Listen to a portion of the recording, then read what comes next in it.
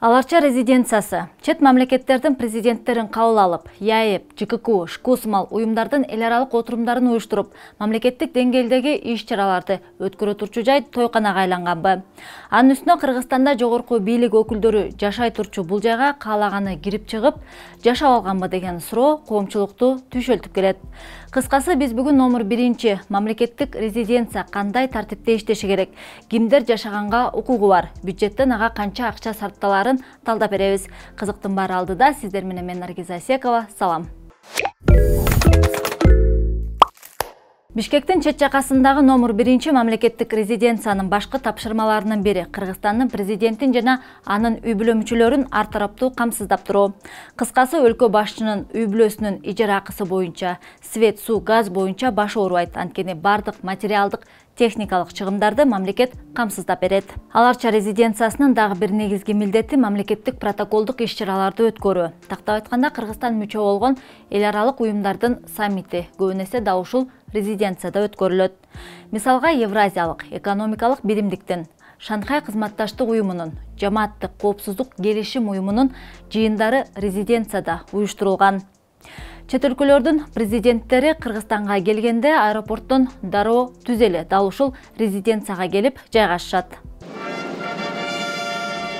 Фанфары и гимны, ковровыми дорожками. Аларча резиденциясын каржылоого каражат бюджеттен бөлүнөт. Акыркы маалыматтарга караганда, анын суммасы 2021 жылы 662 миллион сомго чейин жеткен. Экс-депутат Чолпон Жакупова жетектеген Адилет укуктук клиникасы бул сумма 2020 жылга салыштырмалуу 8 миллион сомго көбөйгөнүн билдиришти. 662 миллион сом карапайым калк төлөгөн салыктын эсебинен чегерилет. Биз ушул маселени изилдеп жатып, президенттин иш башкармалыгына быйыл 8 миллион сомго көп каражат бөлүнгөнүн билдик. Ошондуктан эмнеге эл эле белин бекем буй бериши керек. Ошол эле убакта булар жыргай бериши керектигин билгим келди. Эл ансыз деле азыр нааразы болуп жатат. Эмне себептен мамлекеттик резиденциянын каржылоосу көбөйдү деген суроого азырынча расмийлер жооп узатыша элек. Аларча резиденциясынын мамлекеттик маданий массалык иш-чараларды уюштуруу жана тейлөөдөн башка дагы функциялар бар. Мисалга, мейманкана кызматтарын, коомдук тамактанууну уюштуруу, мал чарба продуктыларын жана өсүмдүктөрдү өстүрүү, керектүү товарларды сатып алуу, курулуш, жасалгылоо жана башка подряддык жумуштарды аткарып турушат. Бул талаптардын бардыгын президенттин жана өкмөттүн иш башкармалыгы көзөмөлдөп турушат. Ийбаса, резиденциянын капчыгы бюджеттен эле эмес, өзүнүн тапкан пайдасынан дагы толукталып турат. Мисалга, резиденцияда өндүрүлгөн азык-түлүк, кызмат көрсөтүүдөн түшкөн киреше жана демөөрчүлүк же кайрымдуулук катары бөлүнгөн акчалар дагы бар. Россия, кроме общего вклада всех участников ШОС в развитие инфраструктуры Бишкека, ремонта загородной резиденции Ала-Арча, преподнесла Киргизии много подарков собственных, что называется, от себя. Аларча резиденциясында кимдер жашашат деген суроо илгертеден эле актуалдуу. Бирок ал жактын тургундарынын толук тизмеги эч качан ачыкталган эмес.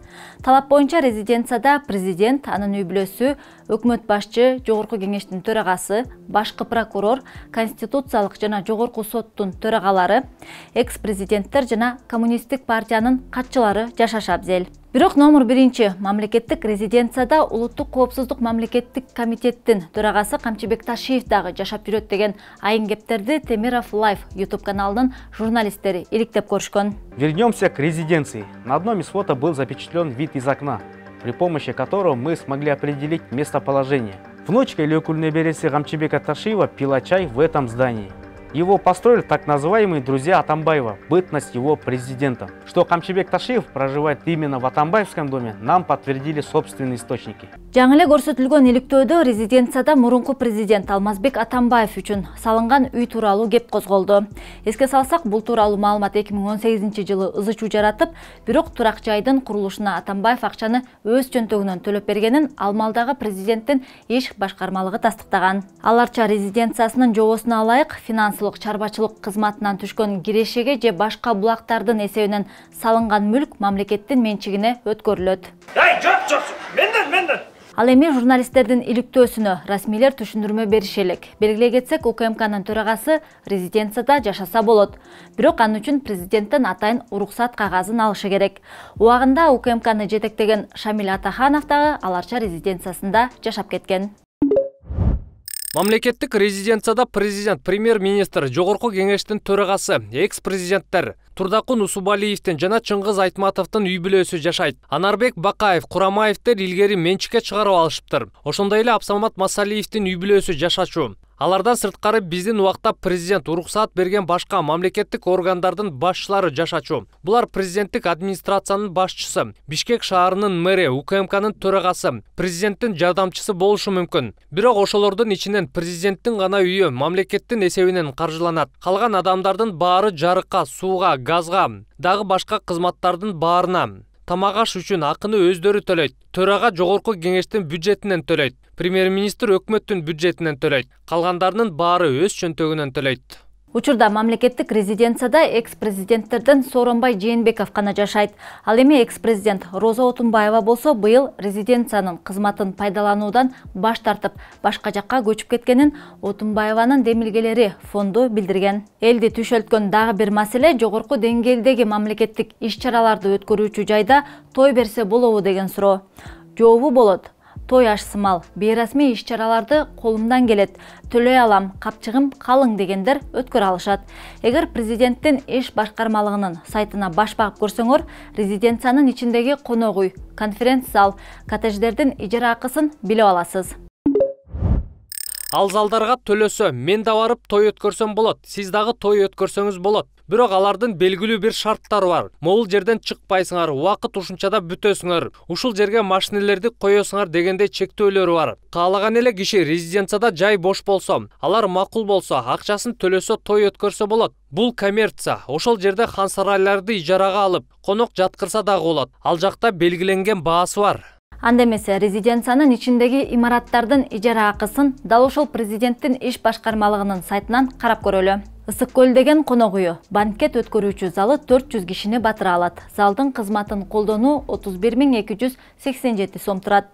Ысык көл конок үйүнүн ичиндеги апартаменттер бир түнгө 16.106 сомго берилет. Люкс номерлери болсо 13.000ден жогору. Орточо люкс 7.670 сом. Мындан сырткары дагы 5-6 чакты конок үйлөрү бар. Алардын ичиндеги жасалгасына жараша бир күндүк баасы 7.000ден 15.000 сомго чейин бааланат. Көйлө чогулуп койдуруз жайым эчтеке кетпейт. Тойду үйдөн бергенде мына даана жетмек. Бир гана аш той эмес, жумуш боюнча жолугушууларды, сүйлөшүүлөрдү, конференция, тегерек столдорду дагы өткөрсө болот. Ал үчүн Конгресс холл конок үйүнүн кичи конференц залын алса болот. 40 кишиге эсептелген. Баасы бир күнгө 14.469 сом деп көрсөтүлгөн. Бул жакта президент чет өлкөнүн башчылары менен тар чөйрөдөгү сүйлөшүүлөрүн өткөрөөрү белгилүү. В рамках ШОС по таким направлениям, как безопасность, противодействие терроризму и наркотрафику, развитие экономики. Ал кичинекей десеңиз, чоңураак залы деле бар. 120 кишини батыра алат. Бирок анын баасы бир күнгө 21.208 сом деп бычылган. Бул жакта деле президенттер далай жолу эл аралык маселелерди ортого салышкан. С другой стороны, нарастает соперничество между крупными державами.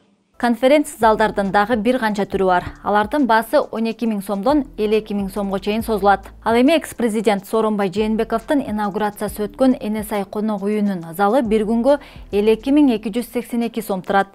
Ичине 400 киши батат.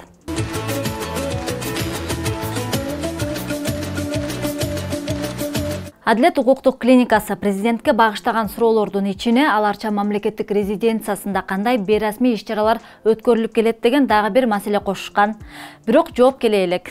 Эске салсак, кыргыз жарандарынын салыгынан бир гана аларча резиденциясы эмес, Оштогу, Чолпон Атадагы, Жалал Абадтагы, Таластагы резиденциялардагы каржыланат.